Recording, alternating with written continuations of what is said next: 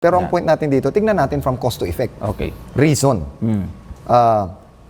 Those who neglect to prepare for the Sabbath on the sixth day and who cook food upon the Sabbath violate Yan. the fourth commandment and are transgressors of God's law. Mabigat nga Hindi naman. hindi na mababago to. Talagang sinabi ni Ellen White ito. Oo. Kung wala kang ginawang paghahanda man lang, Ayun. lahat ay ibinuhos mo sa araw ng Sabado. Oo nga. Oh. Wala kang ginawa ng Friday. Halimbawa, bumili ka ba ng pagkain? Hindi. Kailan ka? Kung hindi ka bibili, bibili ka ng Sabado. Tama, kasi hindi mo prepare eh. Ayan. Oo. Hinugasan mo ba yung dapat mong lutuin? Hindi. Doon pa lang hinugasan. Oo nga. Maraming ganyan din ngayon eh.